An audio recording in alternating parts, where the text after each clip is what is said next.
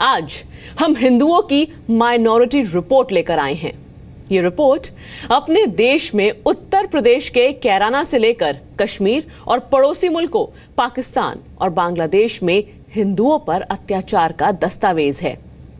आज से कुछ वक्त पहले तक हिंदुओं पर जुल्म की कहानियां आमतौर पर सामने नहीं आया करती थी। आती भी थी तो उन्हें जल्द भुला दिया जाता था। लेकिन जी न्यूज मानता है कि समाज में जिस किसी के साथ अन्याय हो, अत्याचार हो, उसके साथ मजबूती से खड़ा होना चाहिए। कैराना पर जी न्यूज की रिपोर्टिंग ने सबकी आंखें खोली हैं और अब कैराना के हिंदुओं का दर्द सबकी जुबां पर है।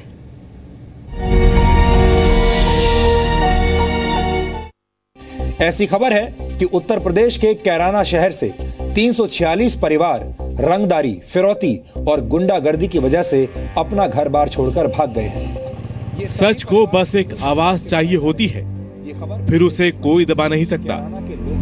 उत्तर प्रदेश के शामली जिले के कैराना में हिंदुओं के विस्थापन के सच को जी न्यूज ने आवाज दी। आज यहाँ पर हम लोगों का जीना बहुत ज्यादा दुश्वार हो चुका है सर।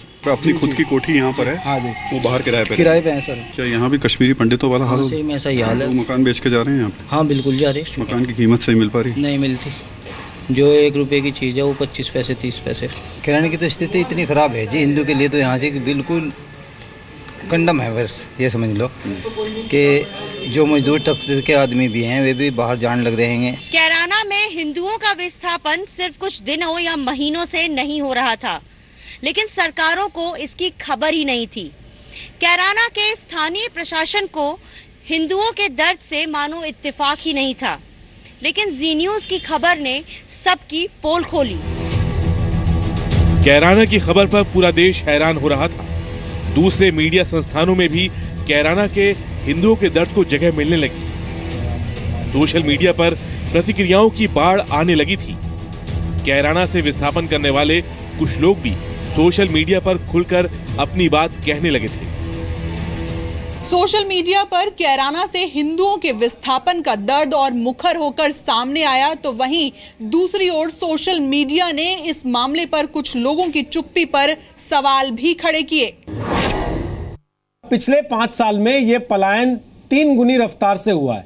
जो आबादी 2011 के सेंसस में 30% थी, वो इस वक्त घटकर 8% रह गई है। अब आप इसको बांट के भी देख लेंगे ना सर, तो किसी एक पार्टी की जिम्मेदारी नहीं है सर, ये हमारे पूरे सिस्टम की जिम्मेदारी हो जाती है। और उस सिस्टम में आप सब लोग हैं सर।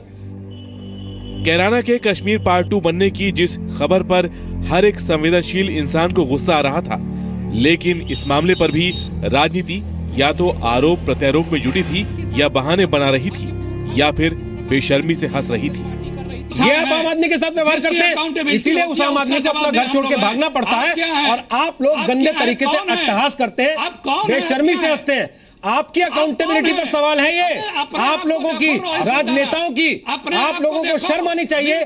टीवी पर मुंह दिखाने से पहले मुंह छुपा के भागना चाहिए आप लोगों को, लेकिन आप टीवी पे बैठ के हंसते हैं, अट्टहास लगाते हैं। आपको कोई लिहाज नहीं होता कि वो 350 परिवार जो सड़क पे आ गए, अपने घर बार छोड़ के भागने को मजबूर हो गए, आप हंसते हैं टीवी पर बैठकर। कैराना की खबर झकझोरने वाली है। सवाल है कि क्या वोट बैंक की राजनीति का स्तर ऐसा है कि समाजघाती सोच पर प्रशासन महीनों और यहां तक कि वर्षों तक आंखें मूंदे रहे।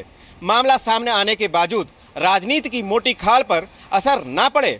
अभी आपसे खबर मिली है, पहले इसकी तस्दीक कर लें।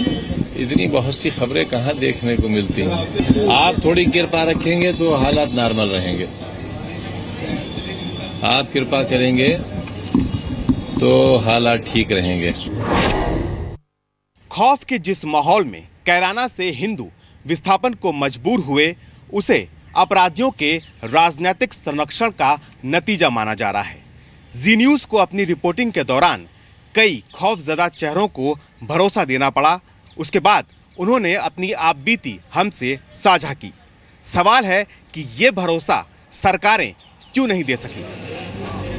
राष्ट्रीय मानवाधिकार आयोग ने जी न्यूज की खबर के बाद उत्तर प्रदेश सरकार से रिपोर्ट मांगी है। मामले को गंभीर बताया है।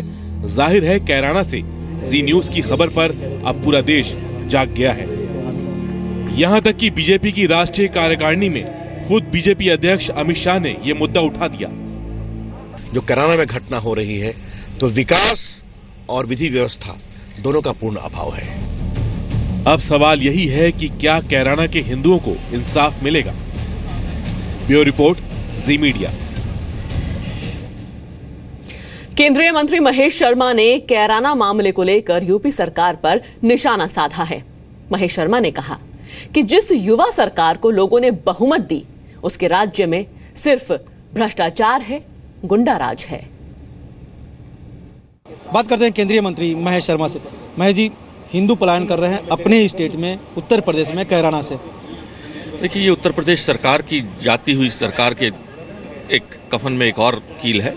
मैं समझता हूँ चाहे वो मथुरा हुई हो, बिसाहड़ा हुआ हो या और इतने कांड हुए, दादरी जैसी घटना के अंदर एक पुलिस अधिकारी मार दिया जाता, कोई दिन ऐसा नहीं जाता जहाँ कानून व्यवस्था की धज्जियाँ ना उड़ती हों।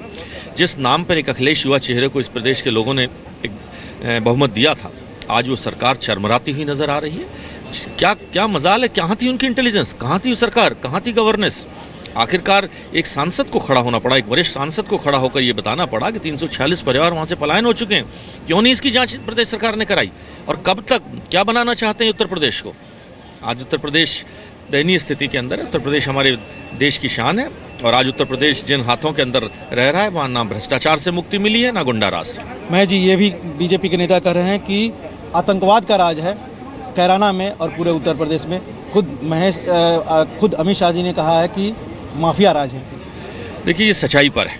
इसका एक उदाहरण, जेल में बैठे बैठे लोग जो एक एक जेल बदल दी जाते हैं, वहाँ से बैठे वसूली करते हैं और प्रदेश सरकार की कानों में जूं नहीं रेंगती। आखिरकार कहाँ ले जाना चाहते हैं उत्तर प्रदेश को? और प्रदेश सरकार की जवाबदेही है इसके लिए। मथुरा का कांड हुआ उठा के, ये कांड हुआ उठा के, दादरी बिसाहड़ा के अंदर ये कांड हुआ था। बीजेपी के कई नेता और कई केंद्रीय मंत्री का भी ये कहना है, मांग भी कर रहे हैं कि वहाँ राष्ट्रपति शासन लगा देना चाहिए। कानून की स्थिति बदतर है। देखिए, चुनाव में अभी समय है। मैं समझता हूँ इतने समय तक प्रदेश की सरकार इसको बर्दाश्त नहीं कर पाएगी और तुरंत प्रभाव से वहाँ राष्ट्रपति शासन लगाना चाहिए। उत्तर प्रदेश में तुरंत प्रभाव से राष्ट्रपति शासन लगाना चाहिए, ये कहना है महेश शर्मा का। कैमरा सुरेंद्र कुमार के साथ रविंद्र कुमार, जी मीडिया, इलाहाबाद।